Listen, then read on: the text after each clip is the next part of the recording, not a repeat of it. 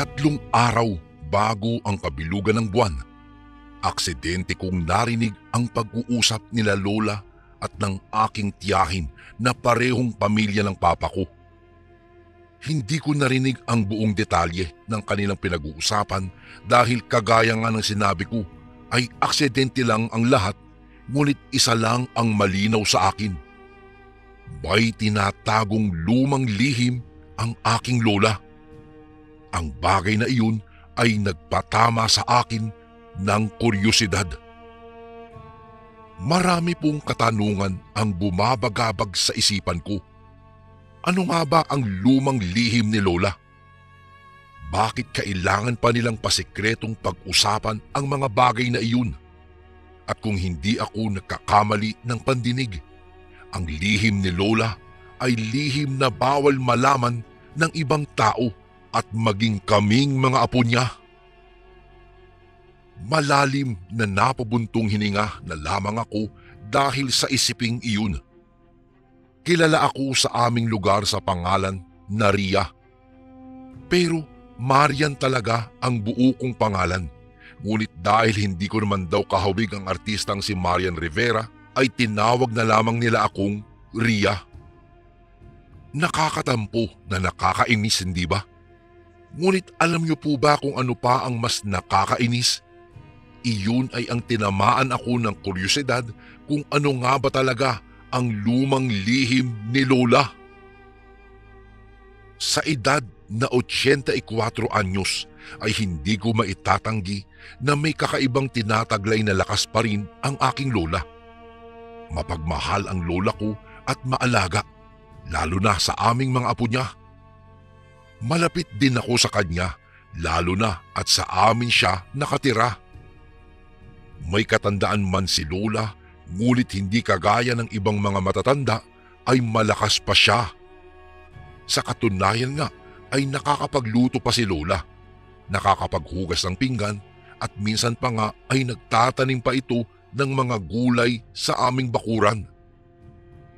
Ria, ano bang bata ka? Nakatulala ka na naman dyan. O siya, pakihatid nga ito kay Maring Rowena. Alam mo bang chinichismis na naman tayo dyan sa labas na hindi raw natin ibinabalik ang mga pinggan nila? Nako, yung kutsara nga na hiniram nila noong debut ni Joy, hindi pa nila na isusuli eh. Pagtutukoy ni Mama sa kapitbahay namin na si Aling Rowena. Napailing-iling na lamang ako, Kuya Bari, dahil sa mga pinagsasasabi niya. Nakasanayan na kasi ng mga tao sa lugar namin na magpalitan ng ulam. Tapos syempre kasama na roon ang pinaglagyan ng putahe. Si Aling Rowena, nanay siya ng kaibigan kong si Joy. Syempre kung tsismosa ang nanay, tsismosa rin ang anak. Napaka-tsismosa kasi ni Joy at dahilan din yun kung bakit kami naging magkaibigan. Sabihin na lang natin, Kuya Bari, nakatira kami sa baryo ng mga tsismoso at tsismosa. Kagaya po ng iniutos ni Mama, ay ibinalik ko kay Aling Rowena ang mga pinggan nila na halos mag-iisang taon na nasa amin. Naabutan ko pa nga si Aling Rowena na naglalaba sa harapan ng bahay nila. Natuwa ito nang tuluyang kong ibinalik na sa kanila ang pinakamamahal niyang mga pinggan. Tinanong ko pa nga siya kung nasaan na ang kaibigan kong si Joy. Ngunit maging siya ay hindi rin alam kung saan lupalop na ng mundo nakarating ang kaibigan ko. Matapos kong dumaan kila Aling Rowena ay hindi ako kaagad dumiretso sa bahay sa takot na baka mautusan na naman ako ni Mama. Tanghaling tapat naman. Kaya kahit tirik na tirik ang sikat ng araw ng tanghaling iyon ay nagawa ko pa rin ang maglibot sa aming baryo. Makaiwas lang sa ipag-uutos na naman ng nanay ko. Pasado 11:30 nang makabalik ako sa bahay at eksakto naman dahil sa mga oras na iyon ay inaayos na ni Mama ang mga pagkain sa aming hapagkainan. Nakita ko pa nga si Lola na nakaupo na sa wheelchair nito at nang mapansin niya ako ay napangiti siya sa akin. Napangiti rin ako kay Lola, ngunit sa kaloob-looban ko ay hindi ko pa rin maiiwasan na mapaisip kung ano nga ba ang lumang lihim ni Lola at kung gaano iyon kapribado upang hindi malaman ng ibang tao. "Mano po, Lola?" Mabilis akong nagmano kay Lola. Hinalikan ko pa siya sa kanyang pisngi na mas lalong ikinalawak ng ngiti niya. Ilang saglit pa ay umuwi na rin si Papa. Anya ay nanggaling daw siya sa kumpare niya na nakatira lang dyan sa tapat ng bahay namin. Sabay-sabay pa kaming nananghalian ng tanghaling iyon. Ako, si Mama, si Papa at ang lola ko. Nag-iisang anak lang naman ako, Kuya Bari, kaya kaming apat lang ang magkakasama sa aming bahay. Simple lang po ang pamumuhay na mayroon kami. Construction worker po ang papa ko, samantalang ang nanay ko naman ay nagbabantay ng maliit naming sari-sari store doon sa bayan. Araw naman ng Sabado kaya day off po ni Papa, samantalang iniwan naman daw ni Mama ang sari-sari store sa pangangalaga ng aking tiyahin. Noong matapos naming pagsaluhan ang napakasarap na pagkain na hinanda ng mama ko, ay ako ang inutusan niyang maglikpit ng pinagkainan namin. 12 anyos na ako, subalit kabilang ako sa mga kabataan na nagdadabog sa tuwing inuutusan ng mga magulang. Ngunit sa pagkakataong ito, Kuya Bari, walang nagawa yung pagdadabog ko dahil sa huli, ako pa rin ang naglikpit at naghugas ng pinagkainan namin. Noong matapos kong hugasan ang mga pinagkainan namin ay muli akong lumabas. Mabuti na lamang at nakauwi na si Joy Joy nang dumalaw ako, kaya doon ako nakitambay muna sa kanila. Ilang oras din akong nanatili sa kanila bago umuwi sa bahay. Nang makauwi ako, ay sermon na naman ang inabot ko kay Mama. Mabilis na lumipas ang mga araw, wala namang may pagbabago sa aming buhay. Naging maayos naman ang lahat hanggang sa dumating na nga ang gabi na hindi ko lubos akalain na mangyayari. Kabilugan ng buwan. Pasado 11:00 na ng gabi, ngunit sa hindi malamang dahilan ay di po ako makatulog ng gabing iyon. Hindi ako mapakali sa aking kinahihigaan at kahit anong pilit kong gawin ay hindi man lang ako dinadalaw ng antok. Nanatili lamang ako sa loob ng kwarto, nakatulala sa kisame nang bigla akong makaramdam ng uhaw. Napabangon ako sa aking higaan. Napasulya pa nga ako sa labas ng bintana bago ko tinahak ang daan patungo sa kusina. Ngunit bago pa man ako nakarating sa kusina ay napadaan ako sa kwarto ni Lola. Nagkataon naman kasing bahagyang nakaawang ang pintuan niya. Noong una, akala ko nakalimutan lang ni Lolang isara ang pintuan, kaya lumapit ako rito at maingat na nakisilip sa loob. Napatigil ako nang may masulyapan akong bulto na nakatalikod sa bintana. Tanging ang mahabang itim at kulot na buhok lang ng babae ang nakita ko, ngunit alam kong si Lola ang babaeng iyon. Akmang magsasalita na sana ako nang mapansin ko ang ginagawa niya. May pinapahid siyang kung ano sa kanyang katawan habang nakatingala sa labas ng bintana. Nung una, akala ko lang po ay lotion lang ang inilalagay niya. Ngunit napansin ko na parang likido ito. At kung hindi ako nagkakamali, Kuya Bari, ay lana iyon. Minsan ko na rin kasing nakita ang lanang palaging daladala ni Lola. Sabi pa nga ni Mama, iyon daw ang gamot ni Lola sa tuwing nananakit ang buong katawan niya. Naisip ko rin na baka masakit ang katawan lang ni Lola, kaya siya nagpapahid ng langis sa katawan niya. Malalim ang iniisip ko ng mga sandaling iyon. Sa sobrang bilis po ng mga pangyayari, hindi pa man ako tuluyang nakakaalis mula sa kinatatayuan ko, ay ganoon na lamang ang pagkabigla ko nang sa isang iglap lamang ay biglang nagbago ang anyo ni Lola. Bigla siyang tinubuan ng itim at makapal na mga balahibo ang buo niyang katawan. Para siyang naging isang mabangis na aso. Nagulat po ako dahil sa aking nasaksihan. Mabilis naman akong napatago sa likuran ng pintuan. Pakiramdam ko nga ay naputulan ako ng dila dahil hindi ko man lang magawang makapagsalita o sumigaw. Maraming mga katanungan ang biglang nabuo sa isipan ko. Kung hindi pa dumating si Papa at tanungin ako kung ano ba ang nangyayari, ay hindi pa ako makakabalik sa tamang wisyo.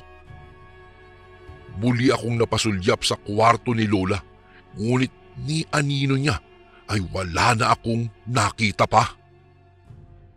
Nagtanong ang aking ama kung bakit daw ako nakaupo sa sahig at kung bakit daw ako nasa labas ng kwarto ni Lola. Nang dahil naman sa sobrang takot na nararamdaman ko, ay tinitigan ko lamang siya, saka tumakbo pabalik sa kwarto ko. Agad akong nagtalokbong ng kumot pagdating ko dun. Takot na takot talaga ako ng gabing iyon, Kuya Bari. Gusto kong sumigaw, ngunit sa hindi malamang dahilan ay hindi ko talaga magawa. Naiyak na lamang ako dahil sa labis na takot. Halos hindi po talaga ako makapaniwala dahil sa aking nadiskubre. Aswang ang lola ko. Hindi ko lubos akalain na iyon pala ang matagal na niyang itinatagong lihim doon sa mga tao at sa aming mga apo niya. Maraming mga katanungan ang biglang pumasok sa isipan ko at mas nangibabaw ang takot na aking nararamdaman ng gabing iyon hanggang sa hindi ko man lang namalayan na nakatulog na pala ako. Kinabukasan, maaga akong nagising. Muling bumalik sa aking isipan ang mga nasaksihan ko ng gabing iyon. Ngayon ay malinaw na ang lahat sa akin. Sapat na ang nakita ko ng gabing iyon upang mapatunayan na totoong aswang ang lola ko. Naiyak na lamang ako, Kuya Bari, dahil sa isiping iyon. Nag-aalinlangan pa nga ako kung lalabas ba ako sa kwarto ko o maghapon na lang akong magkukulong doon sa loob. Malakas din po ang kutob ko na alam nila Mama ang tunay na pagkatao ni Lola. Sadyang inililihim lang niya sa amin ang katotohanan iyon. Gusto kong magalit sa kanila, ngunit mas nangibabaw pa rin sa akin ang takot. Napapatanong din ako sa sarili ko. Kung alam nila Mama na aswang nga si Lola, ay bakit nila ito inilihim? Gayong ang mga aswang ay labis na mapanganib. Bakit nila hinahayaan si Lola na manirahan sa amin? Naisip ko rin na baka aswang din sila Mama, kaya nila inililihim ang tungkol sa mga bagay na iyon. Napagdesisyonan ko tuloy na tuklasin na lamang ang tungkol sa mga bagay na iyon na may kinalaman sa pagkatao ng aking abuela. Sa halip na magkulong ako sa kwarto, ay nilakasan ko na lamang ang loob ko. Lumabas ako at dumiretso sa sala. Naabutan ko pa nga si Papa na nakikinig sa radyo. Mukhang hindi man lang niya napansin ang presensya ko dahil hindi man lang niya ako nagawang sulyapan. Hindi ko na lamang pinansin pa si Papa. Dumiretso ako sa kusina at naabutan ko pa si Mama na nagluluto. Katuwang niya si Lola. Nang makita ko si Lola, ay muli na namang nanumbalik ang takot sa akin. para akong binuhusan ng malamig na tubig. Mabuti na lamang at tapos na sila mama sa kanilang pagluluto dahil agad na umalis ang mga ito sa kusina. Hindi ko lang alam kung napansin ba nila ang pamumutla ko. Mabilis ko naman ipinilig ang aking ulo. Susunod na sana ako sa kanila sa labas nang mapansin ko ang sisidlan ng bawang at asin. Muli kong naalala ang dating kwento ng mga matatanda sa aming lugar. Ayon sa kanila, isa raw sa mga pangontra laban sa mga aswang ay ang bawang at ang asin. Naalala ko tuloy na laging lugaw ang kinakain ng lola ko. Ni hindi ko pa siya nakitang naglagay man lang ng asin sa kanyang lugaw. Nang dahil sa isiping iyon ay mabilis akong kumuha ng asin. Kumuha na rin ako ng bawang, saka dinurog ito ng pinong-pino. Dala-dala ang asin at dinurog na bawang, mabilis akong lumabas sa kusina. Eksakto namang nakahanda na ang mga putahe sa hapagkainan at wala si Lola. Kaya ang ginawa ko po ay mabilis kong nilagyan ng asin at bawang ang lugaw niya. Nagkataon naman na wala rin sila Papa. Kung kaya't naging mabilis ang bawat paggalaw ko. Nang matapos po ako sa ginagawa ay saka ko sila tinawag. Hindi rin naman sila nagtagal dahil agad din silang bumalik sa hapagkainan. Nakakailang hakbang pa lamang noon si Lola patungo sa mesa nang bigla itong natigilan. Napansin ko ang tila paggalaw ng ilong niya na animoy may sinisinghot-singhot siya. Bigla ring naging malikot ang kanyang mga mata hanggang sa kusa itong tumigil sa lugaw na nilagyan ko ng asin at bawang. Nagulat pa nga ako nang biglang napasulyap sa akin si Lola. Napansin ko rin ang biglaang pagpula ng kanyang mga mata, ngunit kalaunan ay bumalik din ito sa normal. Napangiti lang sa akin si Lola. Hindi na kumain si Lola ng agahan niya dahil anya, bigla raw sumama ang pakiramdam niya.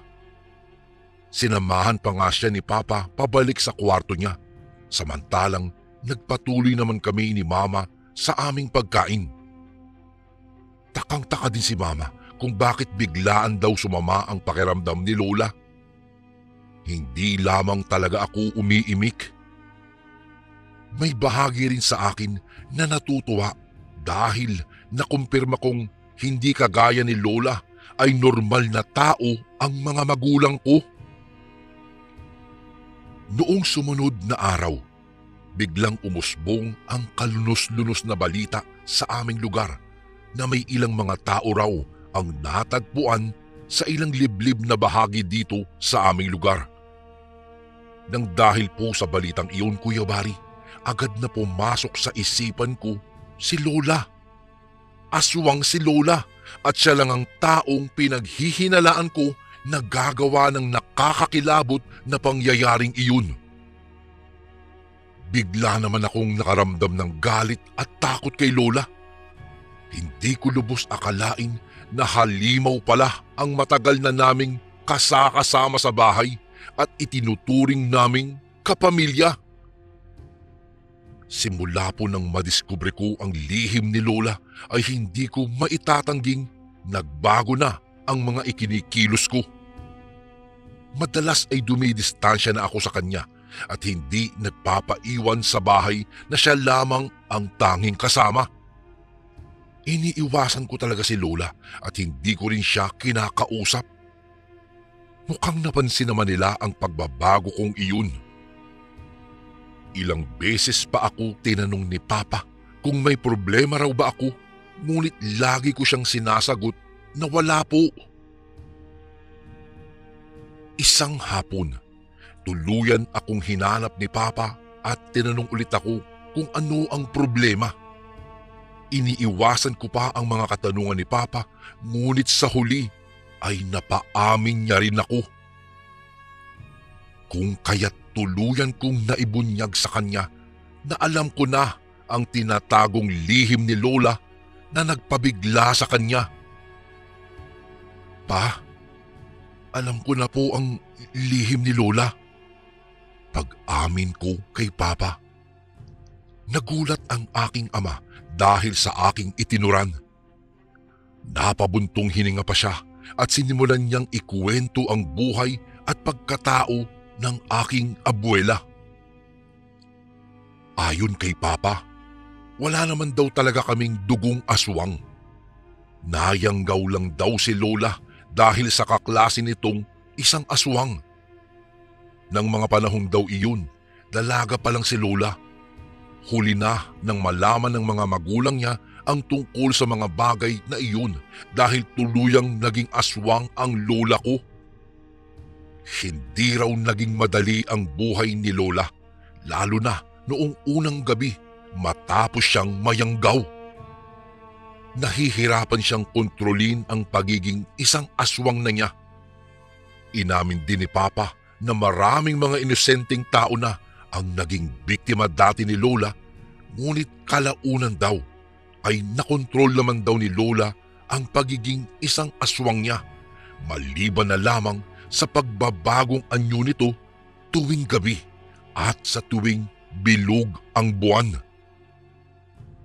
Alam ng pamilya ni na Mama at Papa ang tungkol sa mga bagay na iyon. Pinili na lamang nilang itago sa aming mga kabataan ang tunay na katauhan ni Lola upang maprotektahan kami at upang hindi raw kami matakot kay Lola. Sinigurado rin sa akin ni Papa na maliban sa nagbabagong anyo si Lola tuwing pagkagat ng dilim ay tanging karni lamang ng mga hayop ang kanyang kinakain. Hindi raw pumapatay si Lola ng mga inosenteng tao. Hindi na siya kumakain ng karne at lamang loob ng isang tao. Kahit na ikinuwento ni Papa sa akin ang nakaraan at maging ang tunay na pagkatao ni Lola, ay patuloy ko pa rin itong iniiwasan. Hindi ko talaga mapigilan na matakot sa kanya, Kuya Bari. Takot na takot talaga ako kay Lola. Aswang siya. Papaano na lamang kung isang araw ay hindi na ako magising dahil inulam na niya ako? Gabi-gabi na lamang ay hindi ako nakakatulog ng maayos sa isipin na baka bigla niya akong pasukin sa kwarto at dumugin. Alam kong alam na rin ni Lola na alam ko na ang lihim niya. Ilang beses na nga rin siyang nagtangka na kausapin ako tungkol sa mga bagay na iyon, ngunit ako na mismo ang umiiwas sa kanya. Patuloy ko siyang iniiwasan. Hindi na rin ako sumasabay sa kanya kubain sa isang hapag. Makailang beses ko rin siyang sinisilip sa kwarto niya, lalo na tuwing gabi. Maliban sa pinapahira ni Lola ang kanyang katawan, ay nagbabagong anyo si Lola gabi-gabi, ay wala naman akong nakikita na kakaiba. Hindi rin naman siya lumalabas sa bahay. Isang araw, biglaan na lamang nagkasakit si Lola. Mabilis siyang humina at kapansin-pansin ang pangangayayat niya. Ilang beses din siyang pinabalik-balik nila Papa sa ospital, ngunit habang tumatagal lang ay mas lalong lumalala ang kalagayan niya. Nang sumunod na araw ay saka naman dumating ang mga anak ni Lola at maging ang mga kamag-anak namin. Nag-usap-usap pa nga ang mga matatanda sa aming pamilya sa kwarto ni Lola ng araw na iyon. Ang buong akala ko binabalak nilang dalhin si Lola sa lungsod ng Maynila upang doon na ito ipagamot, ngunit kinagabihan din, animoy binagsakan ako ng langit at lupa matapos kong babalitaan na tuluyang sumakbilang buhay na ang aking Lola. Samot-saring reaksyon ang nararamdaman ko ng gabing iyon. Lungkot at pagsisisi ang nangingibabaw po sa akin, Kuya Bari. Hindi ko maiwasan na malungkot at magsisi dahil kahit sa huling pagkakataon ay hindi ko man lang nagawang makipag-usap sa aking lola. Nakumpirma rin na hindi si Lola ang aswang na nambibiktima sa aming lugar dahil lumabas po sa investigasyon na kagagawan pala iyon ng mga sindikato. Sa katunayan, ang ilan sa mga sindikato ay ibinalitang nahuli na. Totoo nga ang kasabihan na laging nasa huli ang pagsisisi. Iyak ako ng iyak ng gabing iyon. Marami ang nalungkot dahil sa pagkawala ng lola ko. Nagtulong-tulong pa nga ang mga kamag-anak namin para sa mga gastusin, para sa lamay at para sa libing ni lola. Marahil ay aswang nga ang lola ko, ngunit tama sila papa. Mabait at mapagmahal na tao si lola. Ni hindi niya nagawang saktan kaming pamilya niya. Marami ring mga tao ang dumalo sa burol ng lola ko. Dumalo ang lahat ng mga kamag-anak namin at maging ang mga malalapit niyang mga kaibigan. Ilang dekada na rin ang nakalipas simula noong nangyari ang kwentong ito. Ngunit ang nakaraan, animoy kahapon lamang nangyari. Sariwang-sariwa pa rin sa aking alaala ang lahat, Kuya Bari. Hindi ko rin maitatanggi na may mga katanungan pa rin nabubuo sa isipan ko hanggang sa kasalukuyan. Ayon sa mga matatanda at sa mga nabasa ko, hindi raw basta-bastang mamamatay ang aswang hanggat hindi nila na ipapasa ang kanilang perlas na itim. Perlas na itim ang tawag namin sa mutya ng mga aswang. Ito po, Kuya Bari, ang nagbibigay sa kanila ng lakas at dahilan kung bakit sila naging aswang. At kung totoo nga ang bagay na iyon, ay talagang palaisipan pa rin po sa akin kung kanino ni Lola ipinasa ang kanyang itim na perlas. Halos hindi pa rin po ako makapaniwala na ang matagal na lihim ni Lola ay may kinalaman pala sa kanyang tunay na pagkatao. At sino ang mag-aakala na meron pa rin siyang inililihim bago siya namatay? At ang lihim na iyon ay may kinalaman sa kung sino ang pinagpasahan niya ng kanyang itim na perlas. Alam ko pong hindi madali ang maging isang aswang, ngunit kung sino man ang taong iyon at kung isa man iyon sa aming kapamilya, ang mahihiling ko lamang, sana po gamitin niya ito sa kabutihan at iwasan niya ang manakit ng mga inosente. Kuya Bari, dito ko na po tatapusin ang aking kwento. Hanggang dito na lang po at sana po'y mapiling niyo rin po itong basahin sa mga darating na araw. God bless po sa lahat ng kasundong nakikinig ngayon. Lubos na gumagalang, Maribel. And again, maraming salamat po mga kasundo. Don't forget to subscribe and i-click nyo lang po yung bell na button para updated po kayo sa mga upcoming videos namin na paparating. Maraming salamat po ulit. God bless and ingat po lagi dyan. Ito po si Kuya Bari at ako ang Sundo.